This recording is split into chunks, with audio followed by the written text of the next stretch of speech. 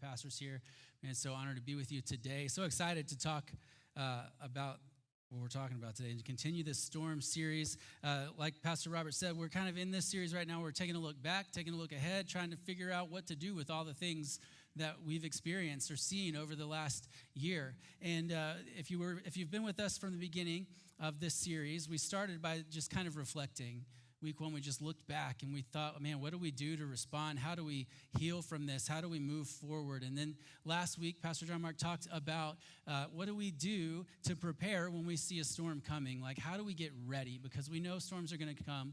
What do we do to make sure we're ready when it comes again? And then next week, we'll talk about what to do in the aftermath. But I got invited to talk about what do we do in the midst of it? What do we do in the chaos? And I'm excited to talk to you about what we do in the chaos because I feel like sometimes I am the chaos. You know what I'm saying? And some of y'all might learn how to deal with me a little bit.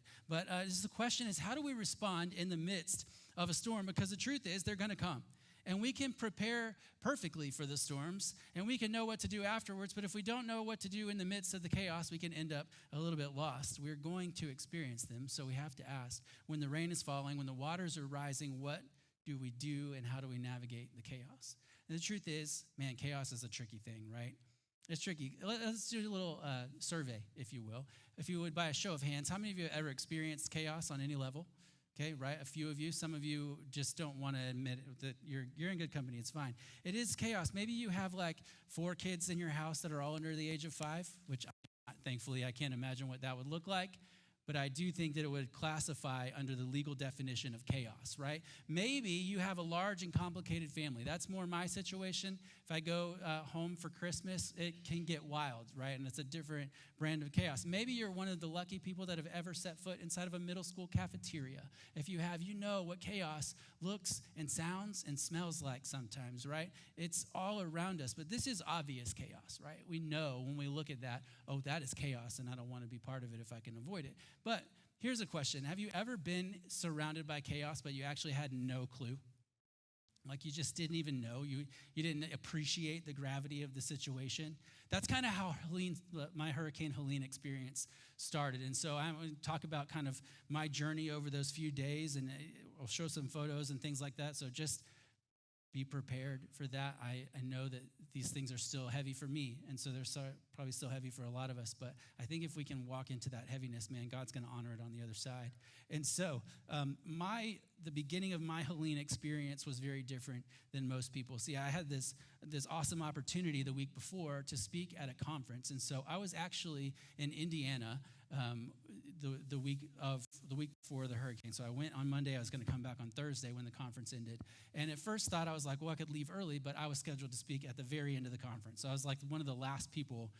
I left as early as I could, and that was at the end, right? So I taught this session, and immediately I left. I bet there were a lot of people who were thinking thoughts about why I left so fast. Like, wow, man, it's like maybe communicate with the people a little bit. And like, I get it, but I also need to go home because there's this storm coming. And I didn't appreciate what it was going to be like, right? So I finished speaking. I get in the car. I'm driving back home. I do the normal stuff. I'm not in a rush yet, but I'm trying to like be efficient, you know? And so I'm kind of following the speed limit for the most part, and then but I'm still like at the same time stopping to get like good food, you know? And so I stop in Nashville to definitively prove to myself that Asheville hot chicken is better than Nashville hot chicken. Fight me. But anyway, like I stopped there, I'm on my way home, and I'm thinking I'm gonna go all the way home, and I get a phone call from my wife, and she says, hey, it looks like this thing is gonna be a little worse than we thought. You should stop in Knoxville and stay the night there because you're not gonna make it. You're not gonna beat the storm home. And so I said, all right, cool. So she booked me a hotel. I stop in Knoxville. I realized I didn't pack enough clothes for an extra day, so naturally I had to go to Target. I went to Target. I got some food. I went back to the hotel. I hooked up my Xbox, played some video games, played with some Legos that I also bought from Target, and then I went to sleep. And I'm going to pause. I do travel pretty much everywhere I go with my Xbox. I know you guys were wondering. I do, okay? It brings me comfort and joy sometimes when I need it, especially when I'm alone, all right? And so I did that until I woke up the next day. It was raining in Knoxville, but it was just like raining in Knoxville, you know? It was like a Tuesday, like a normal rain. And so I'm like, all right, maybe I can go home.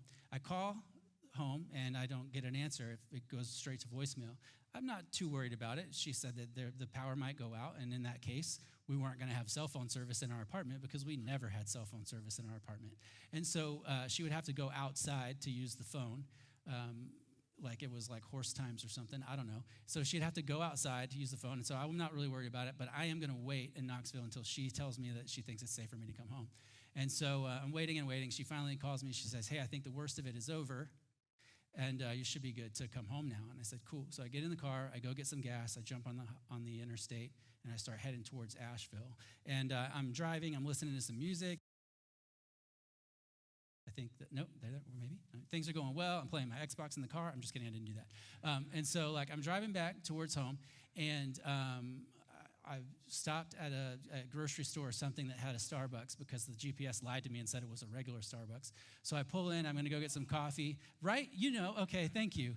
Like, you get it. And so I go in, and I get some coffee from someone who definitely didn't want to be there that day, and it was fine. So I'm back in the car. I'm driving, and I get a phone call from my mother-in-law, which is not a normal thing, but it's also not uncommon. So again, I don't think anything of it. And I'm just talking to her. She's like, well, I haven't heard from Ashley. Have you talked to her? I said, yeah, I talked to her for a few minutes. We don't have cell phone service in the house. Just leave her a message. She'll call you back. And my mother-in-law was like, cool. If she talks to you first, will you tell her to call me? Absolutely. Same thing. If she talks to you first, tell her to call me, but let her know I'll be home in 2 hours. And so I hang up the phone, and I'm driving. I'm heading home. And right after that, I get the GPS notification that's like rerouting. And I'm like, wait, why? I'm going the right way. I know this. I've been here before. I came this way. I know this is the way home. And so it rerouted me, and I'm stubborn. I don't like that. I would rather spend a little bit more time in the car going the way that I know versus going some crazy, like, back road situation, right? So I'm like, no, I'm going the way that I want to go. And so I try to change it. It changes back. I try to change it again. It changes back. So naturally, I download a different app so I can try something else, and I go a different way. And I'm like trying, and it keeps telling me to go this way. And so finally, I'm like, fine, I'll go the way you want me to go, GPS, whatever. And so at this point, I was in the midst of some chaos, and I had no clue. I had no idea what was going on around me. I had no idea what the situation really was. And so I'm in this chaos, and I start following this map. Like, I have no clue where I'm at, no clue what's going on. And as I'm driving, I notice in the corner of the screen, so I'm driving like a different car, and it has like real Apple CarPlay and not fake Apple CarPlay that my truck has. I notice in the corner of the screen, it says using offline maps. And I'm like, that's ridiculous. Why would we do that? Why would we use offline maps when we can use online maps? How do I fix it? So I'm trying to fix it, and then I realize that it's using offline maps because there is no online. Like, I have no cell phone service. But again, I'm on these back roads, and I just assume that I'm in part of Tennessee where cell phones haven't been invented yet. And so I continue to follow these offline maps and try to figure out where I'm going to go. But I'm just like, in my head, I'm like, I don't know where I am. I feel very unsafe. But at the same time, as long as I follow this map, I will be fine. I will make it home. And then it happened. I came to the first roadblock. It was a tree down in the road.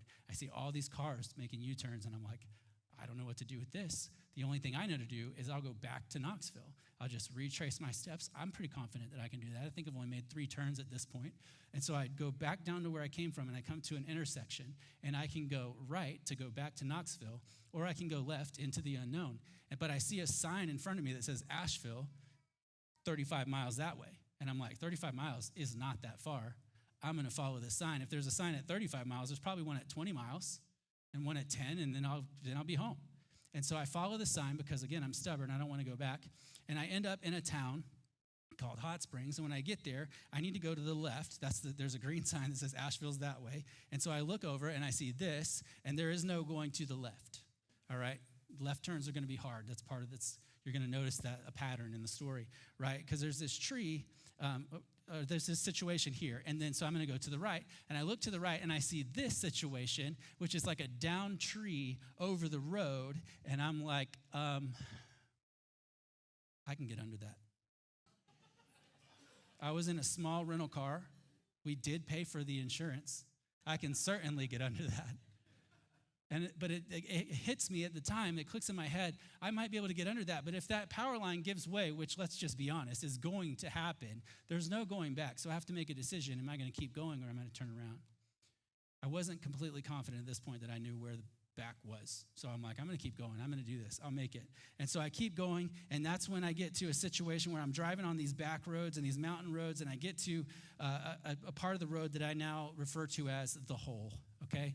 And there was this cutout part of the road, and I'll be honest with you, this is not my photo. This is the closest photo I could find to what I saw, because I didn't take pictures, guys. I was afraid for my life.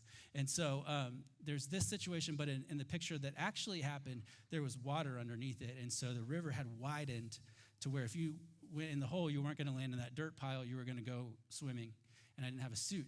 So I went around that, but I'm nervous right at this point. I'm scared. I'm seeing all this destruction and chaos around me, and I'm finally starting to realize what this thing really was. And I get a little more nervous as I keep driving, and then I get to the point where things got really, really scary. And it was the point where I'm following this map, and I was somewhat confident, but very nervous. And I get to a point where the road ends, and I'm on a dirt road. And I'm like, this cannot be right. This feels wrong. And I found out later that I was in this place called Max Patch, which I guess is a mountain somewhere out there. And I also found out later that I was like 10 minutes from Robert's house at this point. And so, for real. And so I get to this place called Max Patch. The road ends. I'm on a dirt road. I'm terrified. I'm like, this can't be right. And I look in front of me, and there's a minivan with what I assume is a family in it, because why would you be driving a minivan? And so I follow this minivan, and I think at least worst case scenario, we're in this thing together, and we can forge like a new community where we hunt and gather all of our own food, but we're together, right? And so we're driving. I'm following this van thinking maybe they're going the same place I'm going. There's strength in numbers, right? And then there's this truck that starts coming down the other way, and I'm getting nervous because, like, I think, traditionally so far what that has meant is you can't go this way. And I'm out of options here. I'm like so convinced that either if I can't go forward, that I live here now, okay? I live at Max Patch. And this truck stops and talks to the minivan, okay? And then they keep going. They didn't even get out to tell me what they found out. They just left me there. I'm like, we were in this, okay, whatever. And so I stop and talk to the truck. Well, I stop, and he stops, and he looks at me, and I look at him, and we just keep doing that for a while, and it's really awkward, and I'm like, well, one of us has to say something, and I just look at him, and I go, so how's it going? And then he starts to explain to me the events of the night before using language that I can or won't repeat. And at this point, I continue to remember that there's chaos, and he's talking about how many trees he's had to cut and all this stuff, and I said, well, thank you for your service, sir. And then I'm like, is there a way for me to get from here to Asheville? And he's like, yeah, you go up here, you're going to see a sign that says go to the right. You don't want to go to the right, go to the left. I said, okay. Left turns have not worked out for me thus far. You're telling me I should go to the left, not the right. Yeah, go to the left. You're sure? Yep, go to the left. So I get to the top. I go to the left against my better judgment, given the circumstances going on so far. And then I just kind of follow that for a while. And it's these back roads, and there's more like things that I'm like, I don't know if I can go back past that. I don't know if I can come back. I don't know if these cars that are heading in the opposite direction are people that have been turned around, or if they're just trying to get somewhere else, right? I don't know. It's all very, very uncertain. But finally, I see a sign that says I-40, and I'm like, oh, let's go. And I make it to I-40. I get on the interstate. I have thrown out the previously aforementioned regard for the speed limit, and I am on my way home. I'm about 2 or 3 miles before my exit to get off from my apartment, and 40 is closed again. And at this point, I feel like I'm in Finding Nemo. Like how many more things can go wrong in this moment? And I finally get off of I-40. I get onto Long Shoals because that was as close as I could get. So I get off of I-40. I get on 26. I had to choose between that and Bent Creek, and I was like, Bent Creek's closer to the ground. I want to go up. And so I get on 26. I follow that. I get as far as Long Shoals. I get off at Long Shoals. I drive past here, and I'm like, I don't think we're having church this week. Again, still have no clue how bad it is. I finally get to Sweeten Creek. There are trees everywhere. I found out later that if I'd gotten there 45 minutes earlier, I wouldn't have been able to get home from that point. But it was fine because I'd already decided that I was going to abandon the car and all of my possessions and walk at this point. But somebody had cut through enough where you could have 1 lane on Sweeten Creek. And if you spend a lot of time there, you know that that road should be 4 lanes. We're at 1, okay? So it's dangerous, and people are crazy at this point. I get it. I'm crazy too. And so I'm trying to figure out how to drive this tiny car around these trees that I can't see, and I'm like, wouldn't it be terrible for this to be the thing that stands in the way? Thankfully, I make it home. I pull into the parking lot of my apartment. I leave everything, including my keys, in the car, and I run up the stairs. I knock on the door because it's locked and I left my keys in the car, and it opens and Ashley's there, and I just like throw myself into the apartment. I hug her, I say hi to my kids, and I leave and I go into my bedroom and I throw myself down on the bed and I just cry for 2 hours. I don't speak a word. I can't. My wife is asking me questions about like what happened, and I can't answer, and she's trying to make them more simple and more simple because we've learned how to deal with like panic and anxiety, and she could see it in me, and she starts asking me simple questions like, what color is the bed sheet that you're laying on? And I don't know. I know the answer, but my mouth won't work. And for 2 hours, I felt so stuck right there, just crying. And so can I tell you, I understand what it's like to be in the chaos. The panic, it's so real. It's so heavy. The fear of not knowing if I was going to make it home. My youngest daughter at some point very nonchalantly said, yeah, we kind of thought you might be dead. And just hearing her say that, because I told my mother-in-law I'd be home in 2 hours, and I got home 5 hours later. It was terrifying. And that's how chaos can be, right? Chaos can be terrifying. It's often confusing. It's exhausting. It's uncomfortable. And it's always, always formative. It shapes us. The unfortunate truth is that chaos is part of life. The question is not if a storm is going to come, but it's when will the storm come. And the good news is we don't have to be swept away by the storms. There's hope. And when we're in the midst of it, we have to remember that his presence will bring us peace, his people will bring us strength, and his purpose can bring us hope. So let's talk about how do we navigate this chaos when we're in the midst of it. The first thing we have to do is we got to find peace in his presence. Find peace in his presence. If you've been with us for this series so far, you know that maybe you've recognized a pattern here. Every week, the first point has been something to do with clinging to our faith.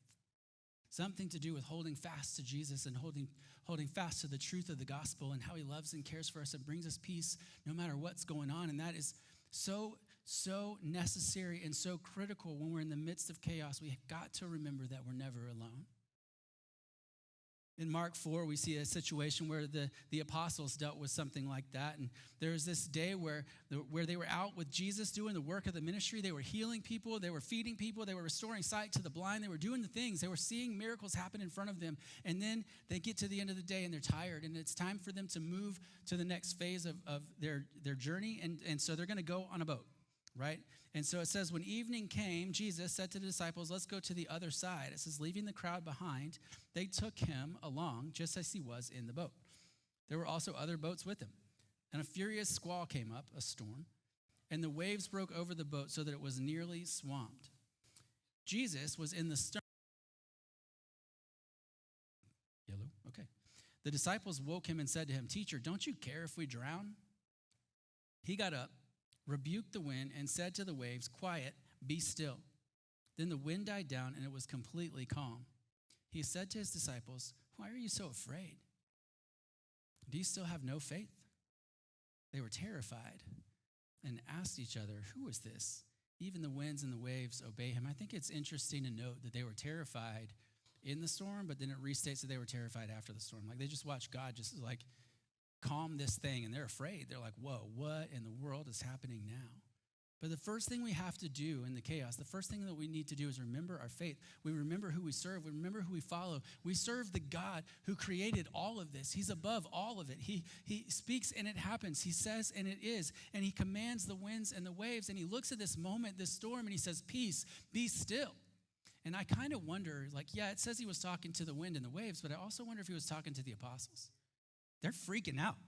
These are experienced fishermen. This was no like Tuesday rainstorm, right? This was a storm. They were afraid for their lives. Experienced on the water fishermen are afraid for their lives. And Jesus looks and he just says, hey, chill out. No big deal.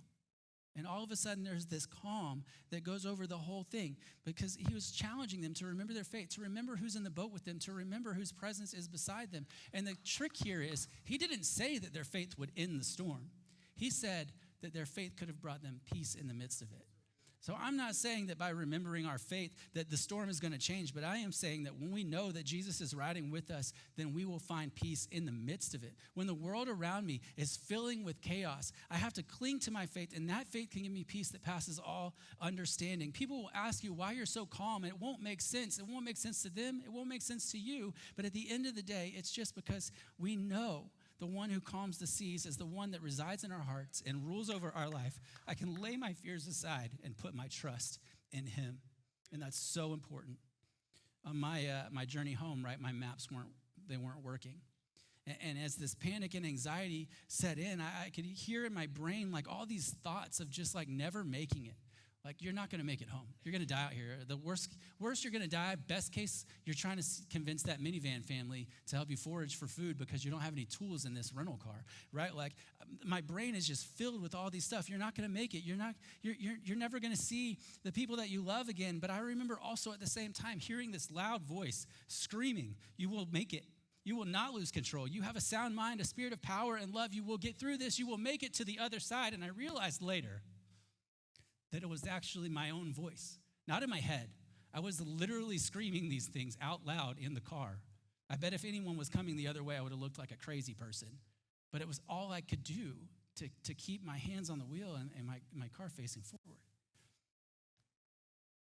Even though physically I felt like I was drowning, it was that faith, that foundation that kept me going. The first thing we have to do in the midst of the chaos is remember who Jesus is and to be confident in the fact that we can find peace in his presence. And the next thing we got to do is find strength in his people. Peace in his presence, strength in his people. Here's a little secret about me, a little confession. I do not like to ask for help. Okay, and there's probably a few of you that chuckled in the room because you know that about me, and you're probably the people in my life that are always like, you need to ask for help, you need to reach out, let somebody help you, blah, blah, blah. I don't want to, okay? I want to do it myself, and I just don't love it. I don't know why. It's something I'm working on, I promise. But the truth is, without the people in this room that crack that little smile and regularly encourage me to ask for help, I would be significantly less effective and significantly more exhausted. We need people in our lives that can help us in times of need. Here's the thing about my trip home. I was isolated, but I wasn't isolating. I didn't put myself there. I didn't choose to push everybody away, right? But I was in that moment. I was in that situation. And so sometimes we're going to get in a situation like that where we are isolated, even though we're not the ones that did the isolating, right? I was so alone. I had no cell phone service, no GPS, no Spotify. I was literally alone with my thoughts, and as previously stated, those thoughts were not positive. I needed people. Sometimes the truth is that the isolation isn't our fault, but what do we do then? In those moments, we've got to look around for the people that might be in the midst of it with us. There's a story in Acts chapter 27 and 28. And in Acts 27, we see Paul is on a boat. He's on this ship, and there's this crazy storm that lasts for several days, and they're fighting against this storm. And finally, the ship goes down, and they have to swim to shore. They're completely shipwrecked. They're completely lost, and they wind up on this island. And it picks up in, they haven't eaten. They're soaking wet. They're all alone. They don't know where they are. And it picks up in Acts 28, verse 1. It says, once safely on shore, we found that the island was called Malta. The islanders showed us unusual kindness. They built a fire and welcomed us all because it was raining and cold. We see this island, this culture of people that come around them, that make them feel welcome. They build a fire. They feed them. They provide for their needs. They give them assistance and help. And it's in this moment that Paul realizes, like, man, we couldn't have survived without this assistance. And it goes on later in verse 7. Paul continues. He says, there was an estate nearby that belonged to the chief official of the island. Yes, I skipped his name on purpose. He welcomed us to his home and showed us generous hospitality for 3 days. His father was sick in bed, suffering from fever and dysentery.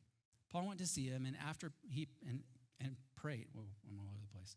See him, and after prayer, after prayer, placed his hands on him and healed him. When this happened, the rest of the sick on the island came and were cured. They honored us in many ways, and when we were ready to set sail, they furnished us with the supplies we needed. Paul didn't have that community going in. He didn't get shipwrecked and call his best buddy who happened to live on Malta. He looked around. He saw that there were people near him that could help and built a relationship with them from that way. Sometimes the help we need, the people we need, they're going to come from unexpected places. I ended up on this dirt road with this van in front of me, and at first, I saw help in the form of this van in front of me because I thought, well, at least there's other people here. We can figure this out together. I'm confident, right? But then we saw this truck guy, right? Like this dude in a truck. And for me, that was really a turning point in this whole journey. It was really a moment that stood out, that changed the situation. Because I told you, I'm bad at asking for help in general, but I refuse to ask for directions. It is a hard no. Like it's a solid line. I'm not going to stop and ask for directions.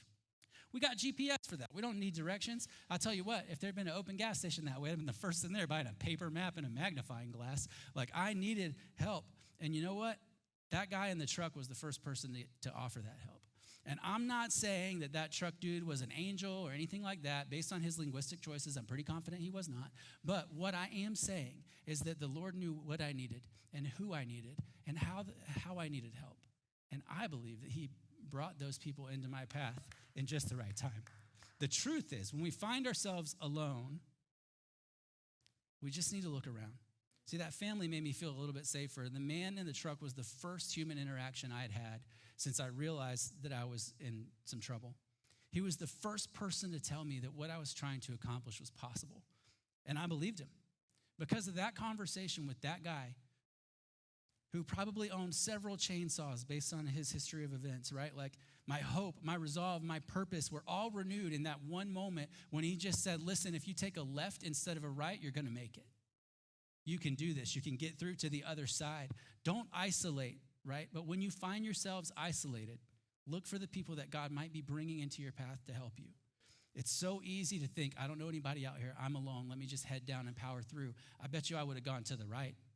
Who knows where I would be right now? Maybe Robert's house, maybe somewhere else, right?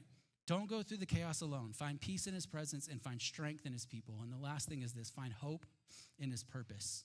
Find hope in his purpose. I got to tell you, again, a little more confession. There came a point in this journey home that I was incredibly angry. I mean, I was furious. I felt like I didn't deserve to be in this situation. And I was mad at everybody. I was mad at God for the storm. I was mad at the conference for booking me on Thursday instead of Wednesday. I was mad at Ashley for telling me it was safe to come home. I was mad at I was mad at T-Mobile because my phone service wasn't working. I was mad at the idea of GPS. I don't even know, like, it's global positioning except for right here. Like, I was angry, y'all, but mostly, if I'm being completely honest, I was mad at myself. In that moment, I was mad at myself for not going back when I realized that there was trouble. I was mad at myself for being stubborn. I was mad at myself for thinking that I was bigger than this issue, right? That I kept going forward. And in that moment, I kept thinking over, I should have stayed. I shouldn't be here. I should have stayed in Knoxville. I should have stayed one more day. I could have waited this thing out and blah, blah, blah. I was like just saying all these words, right? And maybe in that moment I would have gone back, but I did not know where back was, and so I couldn't. I'm so thankful that I didn't. I'm so thankful that I kept pushing forward. I'm so thankful that I refused to let the circumstances stop me from continuing to pursue the goal, to get home, to see my family, to see my friends, to see my community, and to step into the mess and help others get through it. And sometimes the truth is uncomfortable. Sometimes the only way through the chaos is through the chaos. Sometimes the only way we get to the other side of the storm is to walk into the storm, to face it head on, and to fight with everything we've got. And when we see these things happening, when we see ourselves surrounded by chaos, when we realize we're in a storm, we've got options, right? We can respond in one of two ways. We can respond like a cow. Okay, cows are traditionally dumb animals, right? With good burgers. Or we can respond like a bison, a little tougher, slightly upgraded version of a cow. There's one major difference between a cow and a bison when it comes to storms and chaos. When a cow finds itself in a storm, it tries to run away from it. It turns around and tries to run away from the storm. Again, traditionally dumb animals, they are not as fast as the storm. And so what happens? The storm catches them, and they spend more time in the storm because they're trying to run away from something they can't outrun. A bison, on the other hand, when it finds itself in a storm, it runs into the storm because it knows that if I go against the storm, then it's going to end faster. I can get through to the other side. So what would have happened for me if I decided to go back, right? I could have gone back to Knoxville, could have waited one more day. You know what would have been waiting for me the next day? Same drive home. I-40 wasn't getting fixed overnight. It's still not all the way fixed, right? I mean, like, it's crazy what the amount of destruction that this thing did. We've got that choice sometimes. We've got to either go into the storm and face it with everything we've got, or try to outrun it knowing that it's going to find us eventually. The question for us is always, do we run away or do we run through? Do we step back or do we step up and step in? Because the truth is, the world is full of chaos, right? There's always going to be chaos. There's pain, there's confusion, there's heartbreak, there's sadness. It's all around us all the time. And there are people around us in our lives, people that we're connected to, who are in the midst of storms right now that they may never get out of unless we, as the church, as the people that love them, have the confidence and the courage to step in and pull them out. And so, I'll be honest. Sharing this story today was very hard. It's terrifying, honestly. If you know a lot about my journey since we moved here, we kind of started in a season of chaos, and I was working on dealing with some of that and all of what was going on there, and been struggling a little with panic and anxiety and all these feelings. And then the storm came along, and it's like add PTSD on top of that little mix, and you get something that's really, really, really fun. And it's scary to even touch on those things again, right? And there were moments where Pastor John Mark offered me an out, said, you don't have to do this. And there were a couple of times when I almost took him up on it. But I'm so glad I didn't, because I refuse to let that storm define me or silence me. I know who got me through that storm, who got me through the other side, and it was the Lord. It was Jesus who was walking beside me. I know that. He got me through it. He can and he will get you through your storms as well. It might seem hopeless sometimes, but our God specializes in bringing hope where there once was none. We serve a God who steps into the mess, who steps into the storms and walks alongside of us, bringing us calm in the chaos. We serve that God. He will see you through to the other side. There was another storm that the disciples experienced. It happened again in Matthew 14. Same situation. They're doing the ministry. They're doing the work. They're doing the things. They're seeing miracles happen. It's incredible. It's a great day. And Jesus is like, hey, we need to go to the other side of the lake. You guys go ahead. I'm going to go up on this mountain and pray for a few minutes. They get in the boat, right? This is Matthew 14, verse 22. It says, immediately Jesus made the disciples get into the boat and go ahead of him to the other side while he dismissed the crowd. After he dismissed them, he went up on the mountainside by himself to pray. Later that night, he was there alone, and the boat was already a considerable distance away from the land, buffeted by the waves because the wind was against it. Shortly before dawn, Jesus went out to them walking on the lake. When the disciples saw him walking on the lake, they were terrified. It's a ghost, they said. They cried out in fear, but Jesus immediately said to them, take courage, it is I, don't be afraid. Lord, if it is you, Peter replied, tell me to come to you on the water. Come, he said. Then Peter got down out of the boat, walked on the water, and came toward Jesus. When he saw the wind, he was afraid, and he began to sink. He cried out, Lord, save me. Immediately, Jesus reached out his hand and caught him. You of little faith, he said. Why did you doubt? When they climbed into the boat, the wind died down. Then those who were in the boat worshiped him, saying, truly, you are the Son of God. Guys, the disciples knew about storms. They knew it. They understood it. They knew what it was like. They'd been in one with Jesus before. And yet in this moment, they see Jesus walking on the water towards them, and they freak out all over again. They get scared. They panic one more time. They think it's a ghost. They're like, it's more likely that it's a ghost than it's the Son of God who's walking over here. Like, I mean, I know we just saw him do some crazy things, but walking on water? Probably a ghost. Even Peter, he takes this bold moment. He gets out of the boat, walks on the water towards them, immediately again freaks out. He's walking on the water. He's standing on top of it. He's like, oh, this is probably a temporary thing. And so, like, boom, he starts to sink. And Jesus rescues them. And again, the storm stops. Things get calm. And they finally look at Jesus and say, you truly, you're the Son of God. And I read that story, and I get so frustrated with the disciples. I'm like, how'd they not get it? Hello? Obviously. You've seen it. You've been with him for years. You've been watching what he's doing. You're standing on water right now. How do you miss that? They missed it because they don't have the luxury that you and I have when we engage with Scripture. They didn't get to just turn a page. It says they were fighting this thing all night. They were stuck in this storm all night. They were stuck in this storm for hours and hours and hours. They're tired. They're exhausted. They're wondering if it's ever going to end. And then they see maybe some hope, but maybe they're just too exhausted to think it's possible. We get to turn the page and fast forward through 20 years of Joseph being in slavery. We get to turn a page and fast forward through 40 years of the Egyptian or Israelites wandering around after getting free from Egypt. We get to turn the page and skip over 400 years of silence from God between the Old Testament and the New Testament. They didn't have that luxury. They were in it. They were stuck in it. And I know that sometimes in a moment where we're living in the chaos, where we're stuck in it, we don't know if it's ever going to end. And we wonder if God still sees us, if God still hears us, if he's still real, if we're ever going to make it out alive. But man, sometimes those stories we have to remember took place over years and years.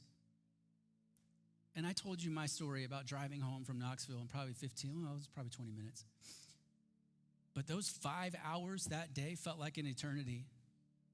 I can tell you this story now because I know how it ended. I made it home. I saw my family. But those 4 hours felt like an eternity. I didn't know how or when or even if it would end. And maybe that's where you're at right now. Maybe you're sitting in the midst of chaos and you don't see an end in sight. Hear me. This too shall pass. You will make it to the other side. We serve a God who loves you. He sees you. He knows you. You're never abandoned. You're never forsaken. You are never alone. He is with you in it. The chaos will end. And when it does, God can redeem your story and use it to pull someone else out of theirs if you'll let him. And I know today we're talking about what to do in the midst of the chaos and in the moments when we're surrounded by it. But can I just give you a little bonus tip here, a little bonus point? Let God use that story. Let God use that story. See, over the summer, I got to share this story with about 700 students at summer camp. And to be honest with you, it was harder then than it is today. And it was incredibly difficult. The rest of the day was just, man, honestly felt like a nightmare. But we talked about so many things that day. We talked about trauma and pain in our past, and how do we have a sound mind? How do we take our thoughts captive? How do we make them obedient to Christ? And how do we move forward after something like that? And afterwards, I got to talk to student after student after student who said that they've been suffering silently for years and were able to begin healing in that moment. And I got to tell you, I don't think it would have made it any less difficult. But I think if I had known then how God would use that story now, I could have found some peace in the midst of it. So when you're in a storm, man, you got to know that God is already at work to use that story for good, to grow his kingdom, to advance the gospel, to make people come to know him. Hurricane Helene destroyed so much. It tore down so much. Do you know it actually built some things? You know what it built? It built hope in this city. It built a sense of community that was been missing for a long time. It built a curiosity to the gospel. Why are these people serving me with no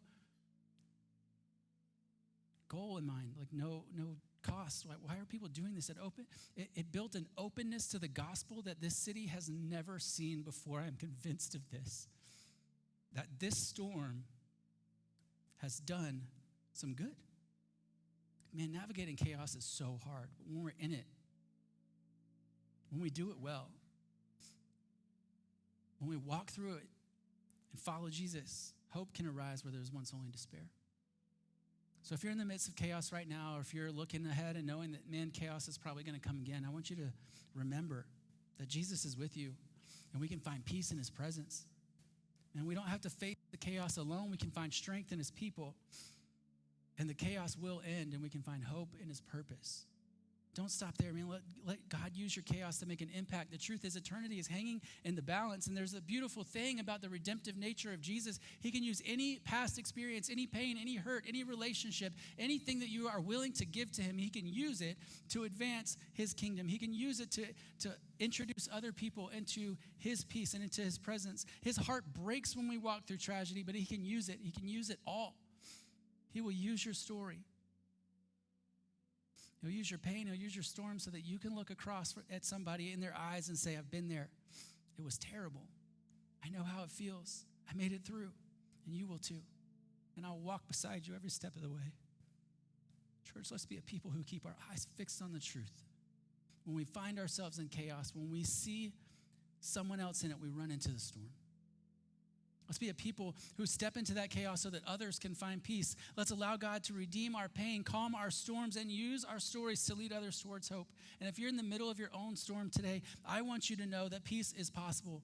If you don't yet know this Jesus, I got to tell you, he's the only one that can bring you true peace in the midst of the chaos. And so I want to invite you today to come to know him, to surrender your life to him, to allow him to step into that chaos and bring you through to the other side. It starts with a simple prayer, a simple conversation with him, and then it's followed up by a journey in which we get to become more and more like him with every passing day. And if that's you in this moment, I'd invite you to just say this simple prayer with me. God, I need you. I confess I've been trying to do it on my own. Lord, would you come into my life? Would you forgive me of my sins and shape me into your image, God? I will follow you from this day forward. In your name I pray.